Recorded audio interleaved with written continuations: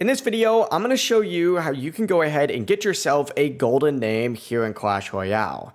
This is pretty simple to go ahead and do, but before we dive into this, make sure to like the video and of course subscribe to the channel with all notifications on. It really does help out the channel and lets us know that you want more Clash Royale content just like this. Now, if you've ever wondered what exactly a golden name is, essentially it's a special feature that makes your username stand out with this gold glow. I'll click on my profile real quick, and as you can see, I have the name like gold and glowing. It's pretty simple and it looks pretty awesome. Now, as of right now, and probably forever, the only way to actually unlock the golden name is by purchasing Pass Royale. It is one of the few exclusive perks that is included, and it is the golden name effect.